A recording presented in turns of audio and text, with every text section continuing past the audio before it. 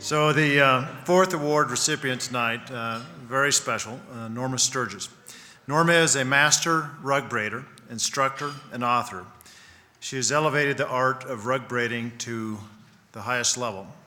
She has enthusiastically passed her knowledge along to a generation of braiders. She is 90 years young, and she's been braiding rugs for 65 years. She still teaches and mentors others in this wonderful folk and art tradition.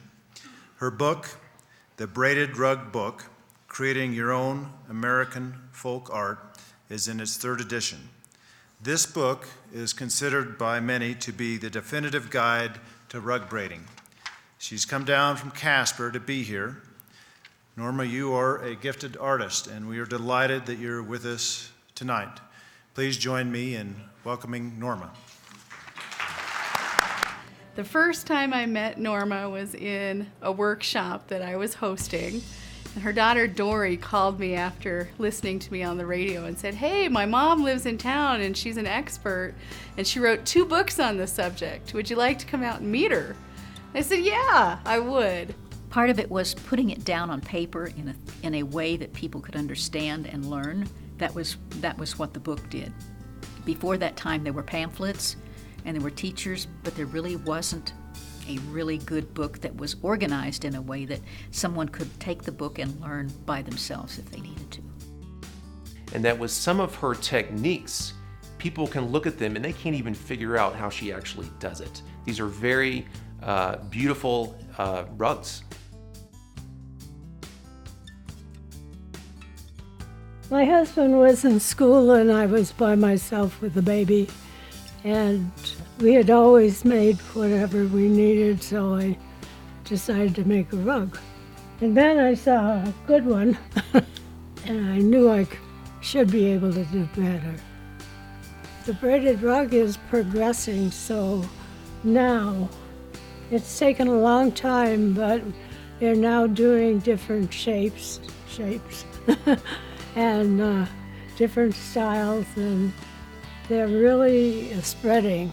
I think one thing that really makes Norma and her art unique is that Norma is not just an artist, but she's a teacher as well. And she has a passion for sharing her art and this craft with others.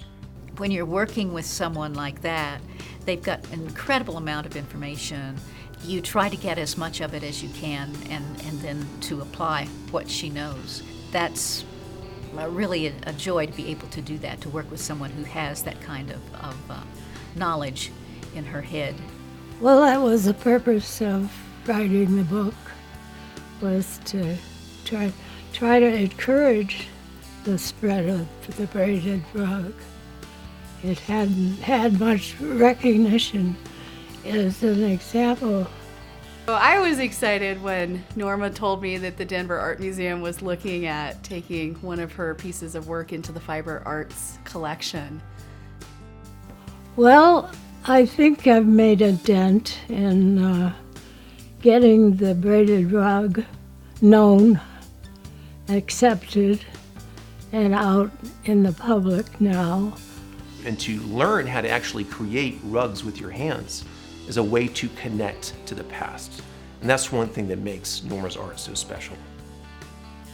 Well, I think it's important that we do learn these arts from those who currently hold it.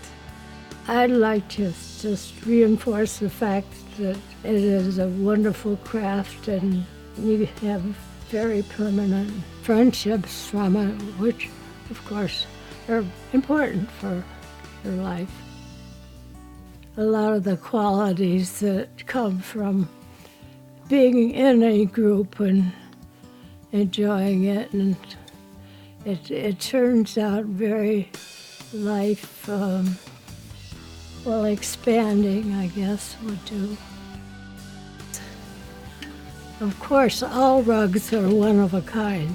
As an heirloom, she's creating things for the generations to follow that they'll remember, because these rugs will last for hundreds of years, at least 100 years if you take care of them, unlike a lot of the modern type of things you purchase at the store where they're gone in 10 years. So she puts her love and affection into the rugs that she creates. So what's it like to grow up and have this beauty in your house? You know, I don't think I really appreciated it until I was older. I've been actually totally amazed how wonderful an artist she is, and her wonderful friends, and I'm very proud of her.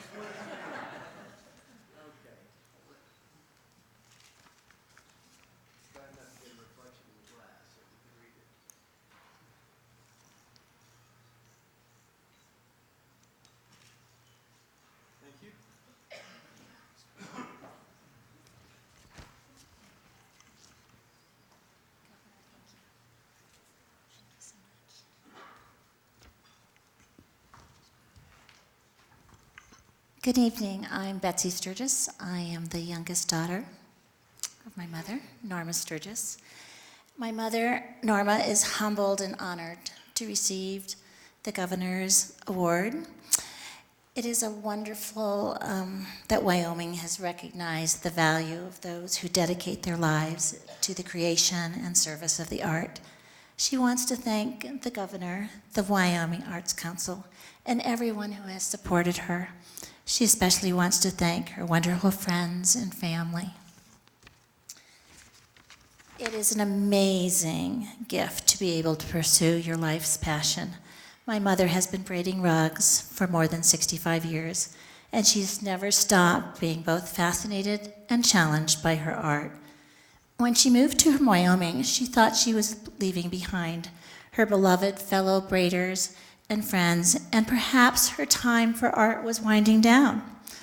For those of you who are just getting to know my mother, when it comes to braided rugs, she's never winding down.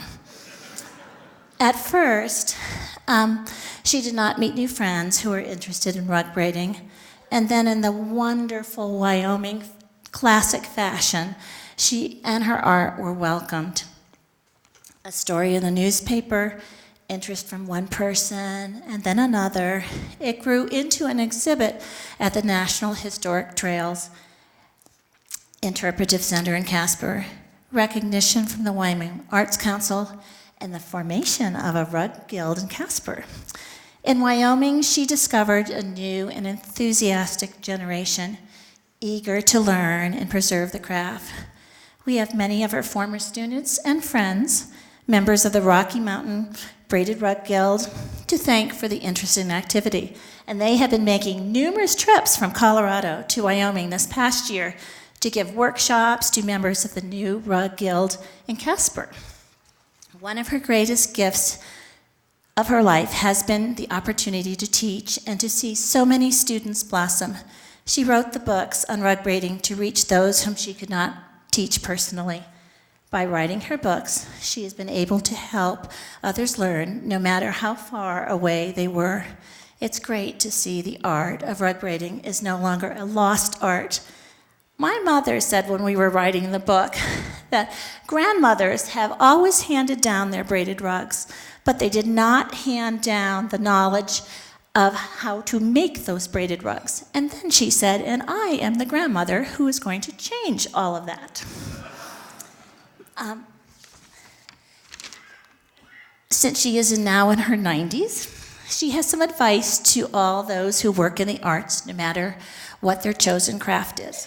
And I would tell you that if you had honored her in the 70s, she would have had advice to give you at that point as well. First, pass it on. Don't let a tradition die. Second, encourage young people. There is great joy in being able to create something with your own hands, and we should not lose that. Third, if the craft speaks to you, let the art grow and change in your hands. You may find a new way, a new beauty. And last, even when you are not sure how your project is going to turn out, don't give up. Just move ahead and call it experience. From Mom's heart and art to yours, we thank you.